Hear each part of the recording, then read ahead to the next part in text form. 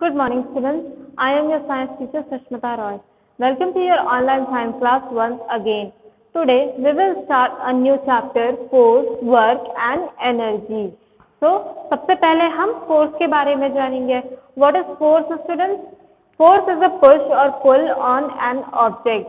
जब हम किसी भी चीज के ऊपर पुश करते हैं या किसी भी चीज को पुल करते हैं यानी खींचते हैं तो उसे हम क्या कहते हैं? फोर्स कहते हैं. ठीक है. पुल और पुश करने के लिए जिस एनर्जी का यूज करते हैं हम उसे क्या कहते हैं? हम फोर्स कहते हैं. ठीक है. फिर फोर्स की हमें क्यों जरूरत होती है? कहाँ हम फोर्स का यूज करते हैं? फोर्स का यूज हम अपनी डेली लाइफ में कई बार करते हैं, जैसे वॉक करने के लिए, किसी चीज को उठाने के लिए, किसी चीज को रखने के लिए, ठीक है, बोलने के लिए. हर एक चीज के लिए हम किसका यूज करते हैं? फोर्स का यूज करते हैं. फोर्स की हेल्प से हम किसी भी ऑब्जेक्ट को मोशन में ला सकते हैं, यानी अगर कोई चीज रुकी हुई है तो हम उसे चला सकते हैं. जैसे कोई बॉल अगर यहाँ पे रखी हुई है तो अगर हम उसे पैर से फोर्स करेंगे तो क्या होगा? वो बॉल मूव करने लगेगी, है ना. अगर कोई चीज मूवमेंट में है यानी चल रही है तो उसको रोकने के लिए भी हम फोर्स का यूज करते हैं. जैसे मेरी तरफ अगर कोई बॉल लुढ़कती हुई आ रही है तो अगर मैं उसे उठा लूं तो वो बॉल क्या होगी? रुक जाएगी. तो फोर्स के हेल्प से हम मूव करती हुई चीजों को रोक भी सकते हैं. इसके अलावा किसी चीज की स्पीड बढ़ाने के लिए भी हम फोर्स का यूज करते हैं. जैसे जब आप साइकिल चलाते हैं तो अगर आप जोर से पैडल चलाएंगे तो क्या होगा? साइकिल की स्पीड बढ़ जाएगी. अगर आप धीरे धीरे पैडल करेंगे तो क्या होगा? साइकिल की स्पीड कम हो जाएगी. तो किसी भी चीज की स्पीड को कम करने के लिए या ज्यादा करने के लिए भी हम फोर्स का यूज करते हैं. ठीक है. कोई सॉफ्ट चीज होती है तो उसका शेप चेंज करने के लिए भी हम किसका यूज करते हैं? फोर्स का यूज करते हैं. जैसे क्ले होता है ना, क्ले को आप हाथों से मैश करते हैं या दबाते हैं तो उसका शेप चेंज हो जाता है ना. इसके अलावा अगर कोई बलून है, बलून को आप दबाएंगे तो उसका शेप चेंज होता है. ठीक है. अगर कोई तार है, तार के ऊपर आप फोर्स लगाएंगे, उस वायर को मोड़ेंगे तो वो मुड़ जाएगा ना, उसका शेप चेंज हो जाएगा. तो इसका मतलब फोर्स का यूज हम डेली लाइफ में हर चीज में करते हैं. Now we will know about various types of forces. अब हम डिफरेंट टाइप के फोर्सेस के बारे में जानेंगे कि फोर्सेस होते कौन कौन से हैं. पहला फोर्स है हमारा मस्कुलर फोर्स. मस्कुलर फोर्स क्या होता है students? It is the force applied by the action of muscles of our body parts like arms and legs. Muscular force क्या होता है स्टूडेंट्स? जब हम किसी चीज के ऊपर अपने आर्म्स और लेग्स से फोर्स का यूज करते हैं तो उसे हम क्या कहते हैं? मस्कुलर फोर्स कहते हैं. मस्कुलर फोर्स के एग्जाम्पल क्या क्या हो सकते हैं स्टूडेंट्स? आप जब चलते हैं या दौड़ते हैं तो उसके लिए आप अपने लेग्स पर फोर्स यूज करते हैं तो वो क्या हुआ? हमारा मस्कुलर फोर्स हुआ. इसके अलावा जब आपको कोई बॉल को उठाना होता है या आपकी तरफ कोई बॉल आती है उसको कैच करना होता है या कोई हैवी वेट उठाना या रखना होता है तो उसके लिए आप अपने आर्म्स का यूज करते हैं. आपके आर्म्स की मसल यूज होती है तो उसमें क्या यूज हुआ? हमारा मस्कुलर फोर्स हुआ. ठीक है. इसके अलावा जब भी आप एक्सरसाइज करते हैं, एक्सरसाइज में भी आप अपने आर्म्स और लेग्स के मसल्स का यूज करते हैं, उन पे फोर्स लगाते हैं तो वो क्या है? मस्कुलर फोर्स हुआ हमारा. ठीक है. नेक्स्ट है हमारा ग्रेविटेशनल फोर्स. ग्रेविटेशनल फोर्स क्या है? It is the force by which the earth attracts another object towards it. Earth के सेंटर में किसी भी चीज को अपनी ओर अट्रैक्ट यानी आकर्षित करने की, खींचने की पावर होती है. इस पावर को हम क्या कहते हैं? इस पावर को हम ग्रेविटेशनल फोर्स कहते हैं. ठीक है. जब भी आप कोई बॉल ऊपर उछालते हैं या कोई भी ऑब्जेक्ट ऊपर की तरफ फेंकते हैं या ऊपर से कोई भी चीज किधर की तरफ गिरेगी? नीचे की तरफ गिरती है, अर्थ की तरफ गिरती है ना. ऐसा क्यों होता है? ग्रेविटेशनल फोर्स की वजह से होता है. जब भी कोई चीज ऊपर से गिरती है या आप उसे ऊपर उछालते हैं तो वो नीचे इसलिए आ जाती है क्योंकि ग्रेविटेशनल फोर्स उस पर वर्क करता है और उसे अपनी ओर अट्रैक्ट करता है. ठीक है. नेक्स्ट है हमारा magnetic force. This is a push और पुल एक्सर्टेड बाय अ मैग्नेट. जब मैग्नेट के थ्रू आप किसी चीज को अट्रैक्ट करते हैं तो उस पर भी क्या फोर्स अप्लाई होता है. उस फोर्स को हम क्या कहते हैं? मैग्नेटिक फोर्स कहते हैं. ठीक है. The force of attraction between an object and a magnet is called magnetism. जब आप मैग्नेट से किसी चीज को अट्रैक्ट करते हैं, ठीक है, तो उसके बीच में जो फोर्स लगा वो क्या है, मैग्नेटिक फोर्स है, और इस प्रोसेस को हम क्या कहेंगे, मैग्नेटिज्म कहेंगे। फॉर एग्जाम्पल कुछ लोहे की कील है, उसके ऊपर हम मैग्नेट ले जाएंगे तो क्या होगा, वो सारी कील मैग्नेट से चिपक जाएगी। ऐसा क्यों होता है, क्योंकि मैग्नेट ने उन कीलों के ऊपर मैग्नेटिक फोर्स अप्लाई किया, जिसकी वजह से वो उनसे चिपक गए। इस प्रोसेस को हम क्या कहेंगे, जिसकी वजह से वो अट्रैक्ट हुए, मैग्नेटिज्म कहेंगे। ठीक है, मैग्नेट्स आयरन को अपनी तरफ अट्रैक्ट करने का काम करते हैं। Next is students frictional force. What is frictional force? Frictional force refers to the force generated by two surfaces that contact and slide against each other। Frictional force क्या होता है स्टूडेंट्स?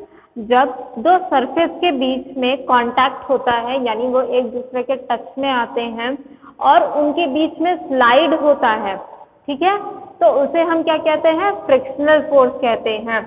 मतलब उनके कांटेक्ट में आने की वजह से और स्लाइड करने की वजह से, एक दूसरे के अगेंस्ट स्लाइड करने की वजह से ही फ्रिक्शनल फोर्स क्रिएट होता है। ठीक है, फ्रिक्शनल फोर्स का हमारी लाइफ में बहुत इंपॉर्टेंस है, क्योंकि बहुत सारे कामों के लिए हम फ्रिक्शनल फोर्स का यूज करते हैं। जैसे जब हम वॉक करते हैं तो हमारे शूज और फ्लोर के बीच में सरफेस जो होता है वो कांटेक्ट में आता है, उनके बीच में स्लाइडिंग मोशन होता है, जिसकी वजह से फ्रिक्शन क्रिएट होता है और हम इजीली वॉक कर सकते हैं। ठीक है, आप जब वेट फ्लोर होता है, यानी गीले फ्लोर पे चलने की कोशिश करते हैं तो क्या होता है, स्लिप कर जाते हैं ना कई बार। ऐसा क्यों होता है, क्योंकि वाटर की वजह से उन दो सरफेस के बीच में फ्रिक्शन कम हो जाता है, ठीक है, जिसकी वजह से आप स्लिप कर जाते हैं। तो वॉक करने के लिए फ्रिक्शन इम्पॉर्टेंट है। इसी तरीके से जब आप कार या साइकिल चलाते हैं, ठीक है, तो उनके टायर और जमीन के बीच में भी क्या होता है, फ्रिक्शन काम करता है। जो टायर्स होते हैं वो क्या फ्लैट होते हैं, मतलब क्या एक बराबर चिकने टायर्स होते हैं, नहीं ना, उनमें भी कुछ डिजाइन बने हुए थे, कर्व्स बने हुए होते हैं। वो क्यों होता है, ताकि वो टायर रफ रहे और टायर और अर्थ के बीच में, यानी जमीन से जो फ्रिक्शन क्रिएट हो उसकी वजह से वो इजीली चल सके, जितनी दूर आप उसको चलाना चाहते हैं, और जहाँ पे आप रोकना चाहते हैं उसको रोक सकते हैं। ठीक है, इसके अलावा जब आप किसी चीज़ को उठाते हैं, अगर मान लीजिए मैंने किसी चीज़ को उठाया और उस पर ढेर सारा ऑयल लगा हुआ है, एक पानी का बॉटल उठाया मैंने और उस पर ढेर सारा ऑयल लगा हुआ है, या वो वाटरी है यानी गीला है, तो क्या होता है, उसका हमारे हाथ से स्लिप होने का चांस होता है। क्यों? क्योंकि ऑयल या वाटर की वजह से फ्रिक्शन कम हो जाता है, इसलिए उसका हमारे हाथ से स्लिप होने का चांस होता है। अगर वो ड्राई रहेगा तो क्या हमारे हाथों से स्लिप होगा? नहीं होगा, क्योंकि उस टाइम फ्रिक्शन ज़्यादा वर्क करेगा। ठीक है, नेक्स्ट है mechanical force. It is a force that bends, dents, scratches, compresses और breaks a material on physical contact. जब कोई चीज़ किसी और चीज़ के साथ कॉन्टैक्ट में आती है और उसकी वजह से उसमें बेंड यानी वो मुड़ जाए, डेंट यानी गड्ढे पड़ जाए, या स्क्रैच आ जाए, या वो चिपटी हो जाए या टूट जाए, तो उसे हम क्या कहते हैं, मैकेनिकल फोर्स कहते हैं। ठीक है, ये तभी पॉसिबल हो सकता है ना जब वो फिजिकल कांटेक्ट में आएंगे, मतलब एक दूसरे को टच करेंगे। ठीक है, तो तब क्या काम करेगा, मैकेनिकल फोर्स काम करेगा। अब इसे हम कैसे समझेंगे, मैकेनिकल फोर्स का एग्जाम्पल क्या है स्टूडेंट, जब आप हैमर लेकर किसी चीज़ को तोड़ते हो, जैसे कोई मान लो कील ही है, आप दीवार में उस कील को ठोकने की कोशिश कर रहे हैं या हैमर की हेल्प से किसी चीज़ को तोड़ने की कोशिश कर रहा है, तो वो वहाँ पर कौन सा फोर्स वर्क करेगा, मैकेनिकल फोर्स करेगा। इसके अलावा अगर आप पेचकस का या स्क्रू ड्राइवर का यूज़ करके किसी स्क्रू को टाइट कर रहे हैं या लूज करके उसको निकाल रहे हैं, तो वहाँ पर भी क्या लगेगा, हमारा मैकेनिकल फोर्स लगेगा। ठीक है, वेल्डिंग मशीन का यूज़ करके लोहे को जोड़ा जाता है ना, या उसको शेप देकर मोड़ा जाता है मशीन के थ्रू, वो सब क्या होता है, मैकेनिकल फोर्स यूज़ किया जाता है। ठीक है, इसका यूज़ मेनली मशीन्स को बनाने के लिए और टूल्स को यूज़ करने के लिए ही किया जाता है। नेक्स्ट है हमारा elastic force. Elastic force is when something is being stressed और कंप्रेस्ड। इलास्टिक क्या होता है, जब आप किसी भी चीज को खींच सकते हैं और दोबारा जब आप उसे छोड़ेंगे तो वो दोबारा अपने शेप में कंप्रेस हो जाएगा। स्ट्रेच मतलब खींचना और कंप्रेस मतलब दोबारा उसका सिकुड़ के अपने ही शेप में वापस आ जाना। तो जब किसी चीज को आप खींच सकते हो और दोबारा उस शेप में वापस ला सकते हो तो उसे हम क्या कहते हैं, इलास्टिक कहते हैं। ठीक है, अब इलास्टिक का यूज आप कहाँ करते हैं, आपने गुलेल देखा होगा ना, गुलेल में ऐसे दो लकड़ी होती है, उसमें रबड़ लगा के आप पीछे खींच के उसको किसी चीज से मारने के लिए यूज करते हैं ना। तो गुलेल का यूज जो होता है वो क्या है, इलास्टिक फोर्स का यूज करके होता है। इसके अलावा जो रबड़ बैंड्स होते हैं वो भी इलास्टिक फोर्स का यूज करते हैं अपने आप को शेप मेंटेन करने के लिए, और किसी भी चीज में अगर हम बांधते हैं तो क्या यूज करेंगे, अपना इलास्टिक फोर्स यूज करेंगे। ठीक है, तो इस तरीके से ये हमारे फोर्स थे अलग अलग टाइप्स के। इसके बाद हमारा नेक्स्ट टॉपिक है work. Now our next topic is work. Work क्या होता है students, when force applied to an object moves the object at a certain distance, work is said to be done. जब आप किसी ऑब्जेक्ट पर force apply करते हैं और वो ऑब्जेक्ट एक जगह से दूसरी जगह मूव करता है एक सर्टेन डिस्टेंस तक, मतलब तय की हुई दूरी तक, तो उसे हम क्या कहते हैं, वर्क कहते हैं। फॉर एग्जाम्पल मान लीजिए यहाँ पर एक बॉक्स है, ठीक है, इस बॉक्स पे आपने इधर से फोर्स अप्लाई किया और ये बॉक्स यहाँ से मूव करके यहाँ पे शिफ्ट हो गया। ठीक है, इसका मतलब क्या हुआ, वर्क हमने कंप्लीट किया। ठीक है, और अगर हम इसके ऊपर से फोर्स लगाते, इसके नीचे जमीन होती तो बॉक्स कहीं भी नहीं जाता, ये अपनी ही जगह पे रुका रहता। तब इस सिचुएशन में हम क्या कहते हैं कि वर्क नहीं हुआ है। ठीक है, ऐसे ही कुछ और एग्जांपल्स हैं वर्क होने के, मतलब किस कंडीशन में हम कहेंगे कि वर्क हुआ है। ठीक है, फर्स्ट एग्जांपल है pushing a box across the floor. मैंने ये एग्जांपल समझाया ना आपको, ये ऐसा ही है, जब आप किसी बॉक्स को फ्लोर पे एक जगह से दूसरी जगह शिफ्ट करते हैं तब हम ये कहते हैं कि वर्क हुआ है। नेक्स्ट है वॉकिंग अपस्टेयर्स और वॉकिंग डाउनवर्ड। जब आप सीढ़ी चढ़ते हैं और उतरते हैं तो आप अपने आप को एक जगह से दूसरी जगह तक मूव करते हैं, है ना, तो उसमें भी क्या होता है, कहते हैं कि वर्क हुआ है। नेक्स्ट है a boy riding a cycle. जब आप साइकिल चलाते हैं तो साइकिल पे पैडल मारते हैं, वो एक जगह से दूसरी जगह तक जाती है, तो उस पोजीशन में भी हम कहते हैं कि वर्क हुआ है। नेक्स्ट है when a child kicks a ball. एक बॉल एक जगह रखी हुई है, एक बच्चे ने उसे पैर से किक किया तो वो बॉल अपनी जगह से दूसरी जगह पे मूव करेगी, है ना, तो उस टर्म में भी हम कहेंगे कि वर्क हुआ है। नेक्स्ट है examples of work not done, मतलब किस सिचुएशन में हम कहेंगे कि कुछ भी काम नहीं हुआ है, कोई भी वर्क नहीं हुआ है। फर्स्ट है you are carrying 2 bags in your hand and not moving. अगर आप अपने हाथ में 2 बैग्स को लेकर एक जगह पर खड़े रहे तो खड़े खड़े आप थक ही क्यों ना जाएं, लेकिन उस टाइम पे हम कहेंगे कि कोई भी वर्क नहीं हुआ है, क्योंकि कोई भी ऑब्जेक्ट एक जगह से दूसरी जगह तक मूव नहीं कर रहा है, इसीलिए हम क्या कहेंगे, वर्क नहीं हुआ है। नेक्स्ट है when you push a wall but it does not move. अब आप क्या करें, एक वॉल को पुश करने की कोशिश करते रहे तो आप घंटों तक उस वॉल को पुश करेंगे तब भी क्या वो मूव करेगी, नहीं मूव करेगी, तब उस कंडीशन में भी हम क्या कहेंगे कि work is not done. Next है व्हेन यू सिट और स्लिप फॉर मेनी आवर्स। जब आप घंटों तक एक जगह पर बैठे रहते हैं या सोते रहते हैं तो उस पोजीशन में भी आप एक ही जगह पर होते हैं, है ना, आपकी पोजीशन चेंज नहीं होती है, तो उस पोजीशन में भी हम क्या कहते हैं, वर्क इज नॉट डन।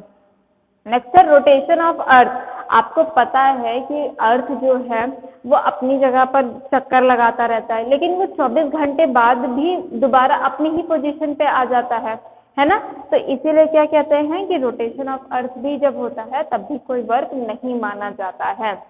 ठीक है, नेक्स्ट टॉपिक है हमारा सिंपल मशीन। सिंपल मशीन क्या होती है student, simple devices which do not use outside sources of energy to make our work easy are known as simple machine। Simple machine से पहले जानना है हमें मशीन क्या होता है। अपने किसी भी काम को आसानी से करने के लिए हम जिन टूल्स का यूज करते हैं उन्हें हम मशीन कहते हैं। सिंपल मशीन क्या होती है, सिंपल मशीन्स वो होती हैं जिनको यूज करने के लिए हमें किसी पावर सप्लाई की जरूरत नहीं होती, मतलब वो खुद से ही चलती हैं, ठीक है, और वो एक या दो पार्ट से मिलकर ही बनी हुई होती हैं, उनकी कोई जटिल संरचना नहीं होती, मतलब बहुत सिंपल होती हैं वो दिखने में, ठीक है। उन्हें हम क्या कहते हैं, सिंपल मशीन। दिन भर में हम बहुत सारे सिंपल मशीन का यूज करते हैं, जैसे जब हमें कहीं पर चढ़ना होता है तो उसके लिए हम लैडर यानी सीढ़ी का यूज करते हैं। आपने अपने घर में अपनी मम्मी को झाड़ू लगाते हुए देखा होगा, वो भी एक सिंपल मशीन का उदाहरण है। इसके अलावा आपने और भी कई सारी मशीन देखी होंगी। अब ये सारी मशीन जो है 6 टाइप्स की होती हैं, ठीक है। सिंपल मशीन कितने टाइप की होती है, 6 टाइप्स की होती है। आइए इनके बारे में एक एक करके जानते हैं। फर्स्ट है द लीवर। लीवर क्या होता है, लीवर एक ऐसी मशीन होती है जो एक पॉइंट पे टिके हुए रॉड से या बार से बनती है, ठीक है। जैसे यहाँ पे एक बीम बैलेंस है यानी तराजू है, ये इस पॉइंट पर ये बार या रॉड टिका हुआ है, ठीक है, और ये यहाँ से मूव कर सकता है। तो इस तरीके की मशीन को हम क्या बोलते हैं, लीवर बोलते हैं, ठीक है। नेक्स्ट है हमारा द पुले। पुले का यूज हम कहाँ करते हैं, आपने वेल देखा होगा ना, वेल के ऊपर यहाँ पर एक रॉड लगी हुई होती है जिसके सेंटर में एक व्हील फिक्स होती है यानी पहिए जैसा फिक्स होता है। उस व्हील पे रोप क्या होती है, लपटी हुई होती है। उस रोप के एक सिरे पर बाल्टी होती है और एक सिरे को हम पकड़कर छोड़ते या खींचते हैं जिससे बाल्टी ऊपर नीचे होती है, ठीक है। तो इस तरीके से जो यूज करते हैं हम मशीन, उसे हम क्या कहते हैं, पुले कहते हैं। नेक्स्ट है हमारा व्हील एंड एक्सिल। आपने अपनी साइकिल के व्हील्स को तो देखा ही होगा, वो ऐसी व्हील बनी होती है, उसके सेंटर में एक डंडा फिक्स होता है। तो जो व्हील होता है और उसके सेंटर में जो डंडा होता है उसे हम क्या बोलते हैं, एक्सिल बोलते हैं। वो क्या करता है, डंडा एक एक्सेस की तरह काम करता है और उसी एक्सेस से हमारा व्हील क्या करता है, रोटेट करता है, ठीक है। तो इस तरीके की मशीन को हम क्या बोलेंगे, व्हील एंड एक्सिल। नेक्स्ट है हमारा इंक्लाइन प्लेन। इंक्लाइन प्लेन आपने कहाँ देखा होगा, आपने स्लाइड्स देखे होंगे पार्क में, आपके स्कूल में भी है। तो इससे आप क्या करते हैं, स्लाइड करते हैं। तो इस तरीके के प्लेन को हम क्या बोलते हैं, इंक्लाइन प्लेन बोलते हैं। इंक्लाइन प्लेन एक लकड़ी के प्लैंक को यानी पटरे को भी हम बोल सकते हैं। उसका यूज हम कैसे करते हैं, मशीन की तरह, अगर हमें किसी ऊंचाई पर कोई चीज चढ़ानी है, ठीक है, तो हम बीच में एक प्लैंक ऐसे लगा देंगे और उस पे घसीटते हुए हम चीज को ऊपर चढ़ा सकते हैं। तो वो भी एक मशीन की तरह ही वर्क करता है। तो इस तरीके की मशीन को हम क्या बोलते हैं, इंक्लाइन प्लेन। नेक्स्ट है हमारा स्क्रू। आप सब ने अपने घर में स्क्रू या नट बोल्ट देखे होंगे। स्क्रू का यूज हम कहाँ करते हैं, किसी भी चीज को जॉइंट करने के लिए, एक साथ बांधे रखने के लिए हम स्क्रू का यूज करते हैं। इस पे इस तरीके का डिजाइन बना हुआ होता है और हम स्क्रू ड्राइवर की हेल्प से इसको घुमा घुमा कर टाइट करके फिक्स करते हैं, है ना। तो ये भी क्या है, सिंपल मशीन का एक एग्जाम्पल है। नेक्स्ट है हमारा वेज। वेज जो होता है वो इंक्लाइन प्लेन जैसा ही होता है। जब दो इंक्लाइन प्लेन को ऑपोजिट डायरेक्शन में जोड़ा जाता है तब वेज बनता है हमारा, ठीक है। वेज का सबसे सिंपल एग्जांपल है एक्स यानी कुल्हाड़ी। इसमें दो इंक्लाइन प्लेन ऑपोजिट डायरेक्शन में जुड़े हुए होते हैं जो किसी चीज को काटने में, जैसे फायरवुड को काटने में यूज किया जाता है। Our last topic is energy. Energy is the capacity to do work. Energy क्या है, सिर्फ किसी भी काम को करने की जो क्षमता होती है या कैपेसिटी होती है उसे हम एनर्जी कहते हैं। हमें अपने हर एक काम के लिए एनर्जी की ज़रूरत होती है। बिना एनर्जी के क्या हम कोई काम कर सकते हैं, नहीं कर सकते हैं ना। तो एनर्जी की ज़रूरत हमें किस चीज़ के लिए होती है, वर्क करने के लिए, प्ले करने के लिए, पढ़ने के लिए। एनर्जी के सोर्सेज क्या क्या है, एनर्जी के 4 मेन सोर्सेज हैं। सबसे पहला और सबसे मेन सोर्स है सोलर एनर्जी, यानी जो सन है वो सन हमारे अर्थ का प्राइमरी सोर्स है एनर्जी का, ठीक है। ऐसा क्यों है कि सन हमारी एनर्जी का प्राइमरी सोर्स है, क्योंकि सन से ही प्लांट्स को सनलाइट मिलती है और वो फोटोसिंथेसिस करते हैं जिससे उनका फूड प्रिपेयर होता है। फिर उसी फूड को हम और एनिमल्स खाते हैं तो हमें एनर्जी मिलती है ना। इसीलिए सन इम्पॉर्टेंट है और मेन सोर्स ऑफ एनर्जी है। इसके अलावा जो विंड है और वाटर है वो भी सन की वजह से ही तैयार होते हैं, इसलिए सन हमारी अर्थ का मेन एनर्जी का सोर्स है। नेक्स्ट है एनर्जी स्टोर्ड इन फ्यूल्स। मैंने आपको बताया था कि जब प्लांट्स और एनिमल्स अर्थ के नीचे दब जाते हैं तो कई सालों बाद वो कोल या पेट्रोलियम में चेंज हो जाते हैं। तो उस कोल और पेट्रोलियम का यूज़ हम एज फ्यूल करते हैं। फ्यूल क्या होता है? जब किसी चीज़ को जलाने से हमें एनर्जी मिलती है तो उसे हम फ्यूल कहते हैं। तो एनर्जी स्टोर्ड इन फ्यूल, इस तरह से लकड़ियों को जलाने से भी आग पैदा होती है जिससे एनर्जी मिलती है ना। कोल और पेट्रोलियम तो है ही, केरोसिन ऑयल है, इन सब से क्या होता है? हमें एनर्जी मिलती है। नेक्स्ट है एनर्जी स्टोर्ड इन विंड। आपने विंड मिल के बारे में सुना होगा। विंड मिल के जो ब्लेड होते हैं, जब तेज हवा चलती है तो उसकी वजह से वो मूव करते हैं और इलेक्ट्रिसिटी को पैदा करते हैं। उस इलेक्ट्रिसिटी का यूज़ हम अपने घरों में करते हैं, फैक्ट्रीज में करते हैं। तो इस तरीके से विंड से भी हमें एनर्जी मिलती है। नेक्स्ट है energy stored in water. Water में भी क्या होती है? बहुत सारी एनर्जी स्टोर्ड होती है। कई पावर स्टेशंस में वाटर का यूज़ करके हम इलेक्ट्रिसिटी बनाते हैं जिसका यूज़ हम अपने घरों में और फैक्ट्रीज में करते हैं। ठीक है। और बांध बनाए जाते हैं ना, बांध किस लिए बनाए जाते हैं? वो इसीलिए बनाए जाते हैं ताकि वो वाटर की एनर्जी को रोक सके और उससे बिजली बना सके। ठीक है। That's it for today's class students. Thank you for watching.